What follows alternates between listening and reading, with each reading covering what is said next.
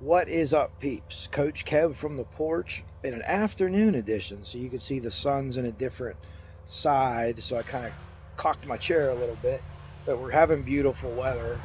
Somebody a couple blocks over is grounding out a fucking tree root. It must be a goddamn redwood from the forest out there in California because they've been at it for a long time. So I hope you don't hear that too much. Real quick, just wanted to update some things with Delphi. I shared a couple people's lives that have done tremendous jobs. That's Deb's True Crime Notebook. Uh, Tom Webster. Tom's tremendous. Tom needs a his own show. Just talking about anything. His dry sense of humor kills me. I love it, and he's very detail oriented and very easy to understand. And then he asks questions too, and like he'll read something and say like, "Why didn't they do this?" And I'll be saying the same thing right at the same time, and then it's interesting. But he's really good. But yeah. HTC I wrote, and I can't remember what the name was, but I shared her video too. Hidden True Crime, I apologize. Hidden True Crime. I should have wrote the goddamn thing out. Listen to me. All these letters in this case, BG, RA, everything else. Anyways, a couple things that I found interesting in the trial so far, and not a lot of people are talking about. Some of them a lot of people are talking about. The first thing is, I wonder how the defense or the prosecution is going to attack, or the defense is going to defend this Richard Allen's 3 different times. Let me tell you what I mean by that. So if you believe, Doolin, if he gave him the right time, and if you don't believe all the cops are corrupt, you're not going to believe this, so that's fine. Doolin, he told him he was there from 1 to 3:30, okay? In the Frank's memo, he said he left at 1:30. And in the opening statements, Attorney Baldwin said he was gone by 2:15 per his phone data, which we haven't seen or heard of yet. But I'm interested to see what that is. So you have 3 different timelines for the guy. On his own that he's induced. So I just wonder where that's going to go. I haven't heard a lot of people talking about that. One of the things with the hair, and I could be way off here, but they're talking about his hair, curly hair, and this and that. And if you look at the kind of hair that Richard Allen had, if you see baby pictures, I'm imagining it was curly. I played football with a guy named Brad Kimber, and he had hair. That was really like, it was kind of weird looking. It was always like shaped in like a box cut or something, like a real nice haircut. But when he started to sweat, it would like go down and become curly a little bit. And you could see it stick out from underneath his football helmet. And that's what made me think of the hair sticking out underneath. I could be way off. As you could tell, I am no hair expert. I'm probably the last person that you want to ask anything about hair to. But it made me think of that. Is that possible? You're not going to find any pictures of Richard Allen sweating or anything like that. But is that what those people saw? I just wondered that. Maybe I'm way off, but it's what made me think of it. And what do you guys think of that? Is that crazy, or is that because it would stick out from underneath his helmet? Especially later in the game or after, not right after a timeout, we wipe our heads off or whatever, but I would see it sticking out there. And that's what made me think of that, because it didn't look like that normally. It was straight until it got wet or sweaty. Doolin took the stand today. Everyone's been waiting to hear that. Yeah, he said some things, but ultimately I think it was anticlimactic. Unless he's coming back up, I don't understand the rules of that. Steve Mullen seems to testify every day. But why didn't the defense say, did you record this and lose it, or what? Like early on, that was supposedly he thought he recorded it, but he didn't. An odd thing. Allen didn't want to meet at the police station or his house. House is unusual, I think. The police station, I could see that. You probably don't want a good scene going in there. And then, people drawing conclusions, even if you're innocent, especially if you're guilty, but even if you're innocent, we can't do it over the phone. I understand it. But yeah, come to my home, unless he's worried about the neighbors seeing that too. But you could argue that either way, I think. So far to me, and I'm not in a courtroom, but people say, I'm disappointed in the cross-examinations of everyone. A lot of times I think the jurors are asking better questions than the attorneys on both sides on their cross. I didn't know this was a thing, because what I'm learning about the Indiana law, I'm learning as we go, that the jury can ask questions. I think that's tremendous. I think this jury's asked some great questions, because as people are going through these things, I would say, oh, well, how about this? And then it'd be maybe one of the jury questions. So I really like that, and the attorneys have a chance to respond to it. And I think it shows the attorneys what the jury's thinking and the way that their minds are working, maybe. And this is paid attention. Every second of this is paid attention to by these attorneys. Uh, People were asking people, can you read the jury or whatever? And it's hard for people. You know, you go with your gut feeling all the time, and you think, I think they're thinking this, I think they're thinking that. Your gut feeling's there for a reason. Your gut feeling's guardian angels, if you will. But are they skilled in, body language or anything like that? Some people are. Some people have it naturally. So I think it's going to be hard for them to tell YouTubers, especially you're not in court every day, you're not in the same spot every day. So that'd be very difficult. But like I said, great questions by the jurors. Another thing that I find greatly interesting, and anybody with legal advice or just an opinion on this, let me know. This is greatly interesting to me. Not one time in that courtroom, as of the morning session here today on Thursday, October 26th, has the defense or the prosecution looked at a witness and said, was Richard Allen the man you saw? Now, does the prosecution know the answer to their witnesses? Or do all the witnesses, maybe one witness says they can identify him, and they don't want to ask each individual one, ask one and not ask the other. And a guy on one of them electric bikes going about 40 down my hill. Don't sleep, report. And does the defense not want to ask, because that's a loaded question, and if they don't know the answer to that question, what if someone says, yes, it was him? I just find that interesting. I mean, I know it doesn't happen like you see on TV all the time, but I find it really interesting that neither side has done that. And what's your opinion on that? Could they get through this and get a guilty verdict without giving a positive ID with the number of witnesses, with the metadata, with the the Fitbit, Betsy Blair, all that stuff? And it's going to be up to this jury. And remember, this jury's in a vacuum. They're not hearing everything we hear every night, every rah-rah for the side. They're not hearing that every night. They're not hearing the different reporting. And I might as well talk about that now. It sucks that we can't be in there with TV cameras. The judge is in her purview. Again, if that law needs change, it needs change at the elected official level. Go change it. I'm for it. And let whatever be, whatever comes out, let it come out. But what you're seeing is biased and unbiased reporting, and you're seeing some media sources just fudge things up, in my opinion. Someone's wrong because they're two totally separate, different things. It's very difficult. You can't take a recorder in, which is rough, but I don't know. I just don't know. There's issues with the microphone. Does it work? Does it not work? Tom Webster brought that up.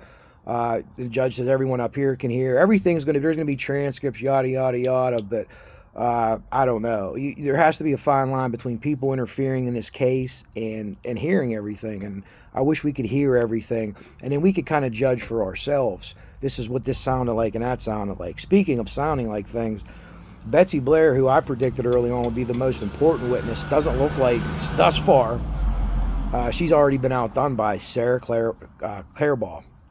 And boy, ain't she a pisser. I wish I could have heard that audio back and forth. Having people describe it, everyone was very described as, very tenuous back and forth. One of the funniest things was whenever she got to a point where she said to Baldwin, are we going to do this again? And they said Baldwin kind of looked surprised and lowered his glasses and said, yes, we are. And almost a touche moment from Baldwin. Baldwin's looking at her like, oh, you're bringing it, Sarah. And then Baldwin would, reciprocate that. Baldwin's very theatric, just a very well-spoken guy. I don't know if he's going to be likable to jurors or not. He's a super intelligent guy, but sometimes it seems like he wants to let everyone know that. It's just just never talk to the guy. I think he's a really good attorney. And again, if I would ever, be accused of some crime, I'd want Andy Baldwin in my corner. And people say moral stuff. I get it, but attorneys are paid to skate that moral line. And maybe that's what he's doing. Maybe that's not what he's doing. If he's not following his protocol or his allowance, then jam him up here, put him on probation or something. But I don't know. The Clairball thing is very interesting. All the people said after, or two of the three witnesses said that afterwards they knew that they saw that was the person that they saw. Actually, all three of them said it.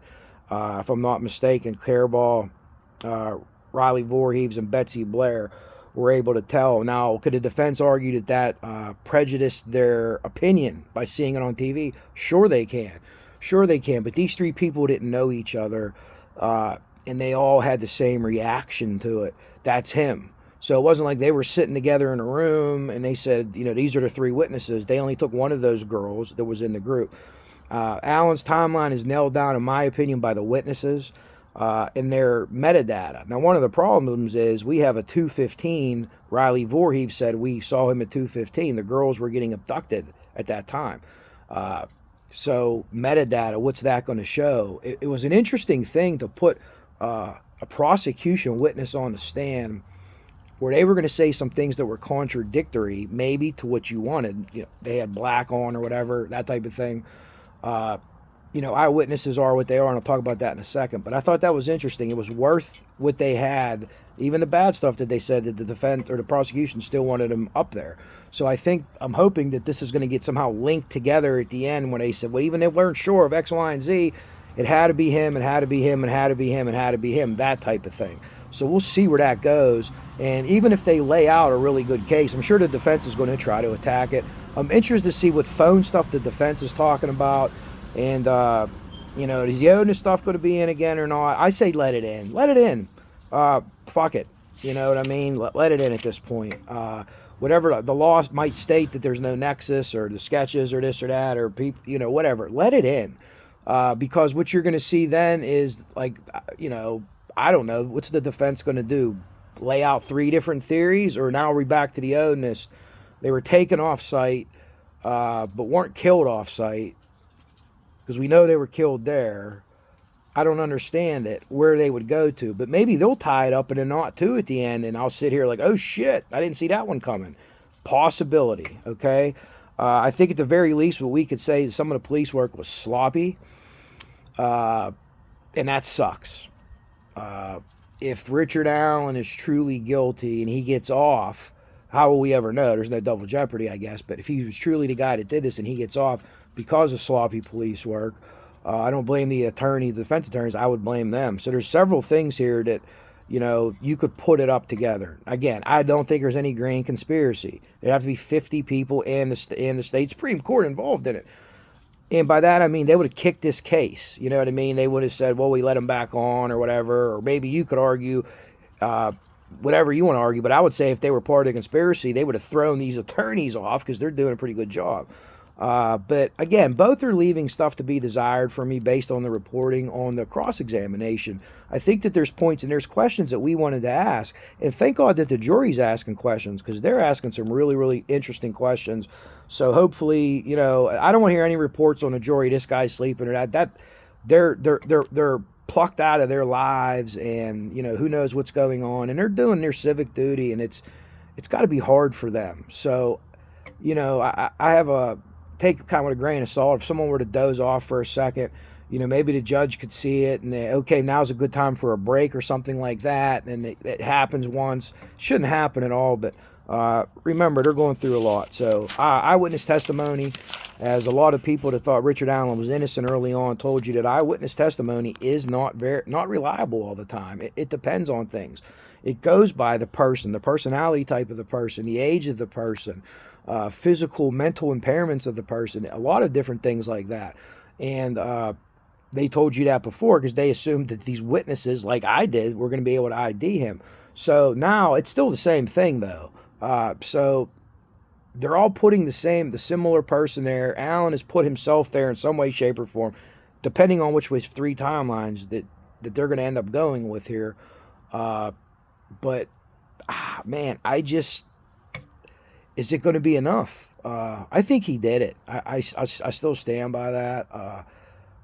He'd have to be the most unlucky dude in the world, in my opinion, to have all these things just fall on him.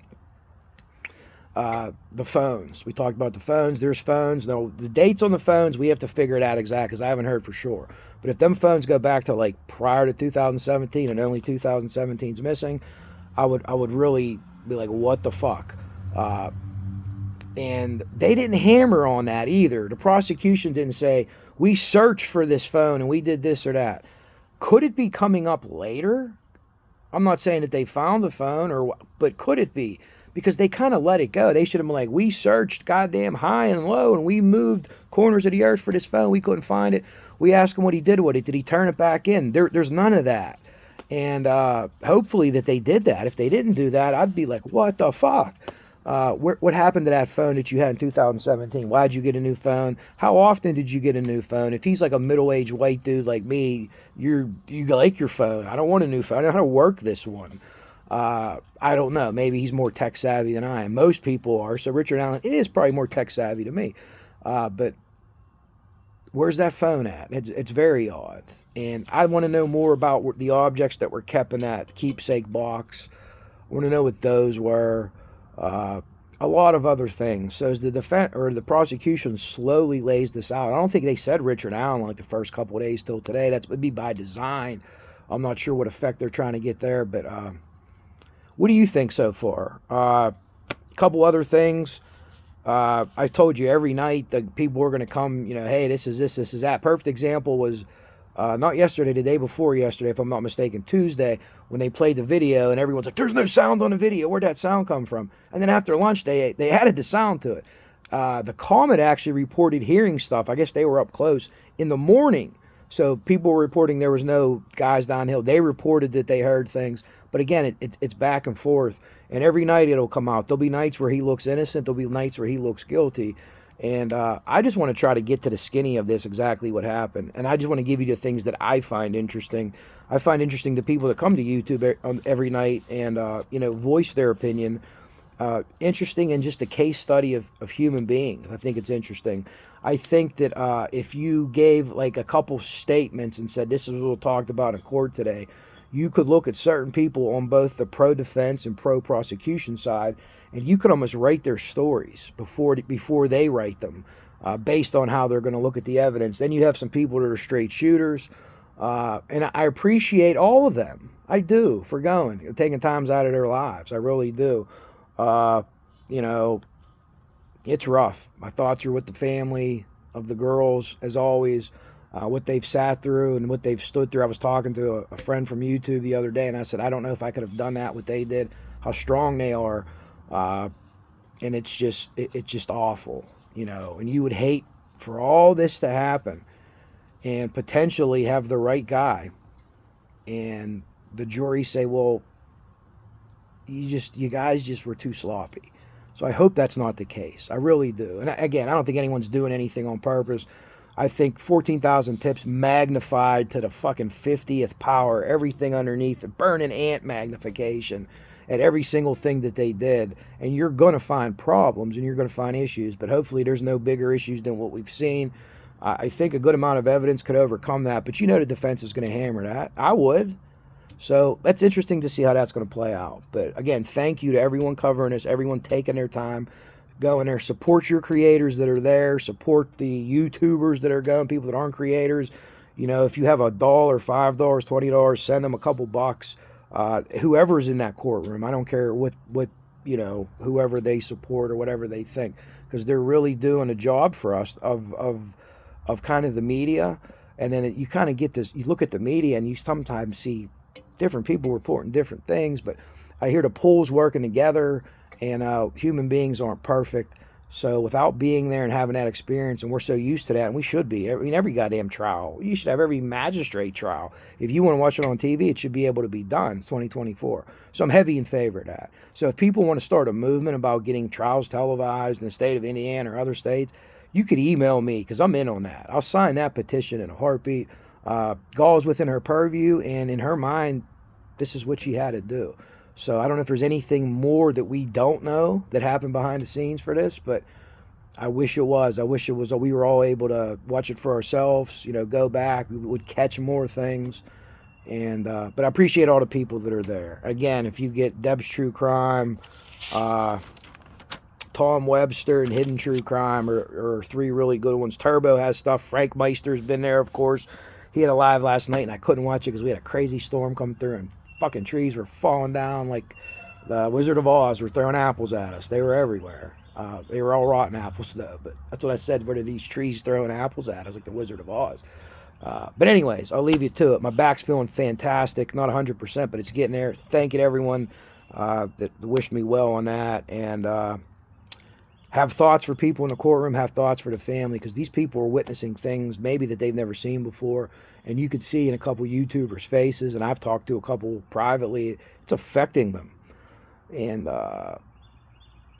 yeah, just have thoughts for them, because it's you know, you're not at the crime scene, but seeing what you're seeing, and as graphic as it is, and have followed this case and have invested yourself in these girls, have thoughts for them, and have thoughts for all of them. Every YouTuber in that room, I have good thoughts for. I really do, and hope that they can process what they've seen. And attorneys, the public, bailiffs, the judge, the you know, everybody. This is going to affect everyone's life in that courtroom. The attorneys are going to be different on both sides. The judge, they're all going to be different.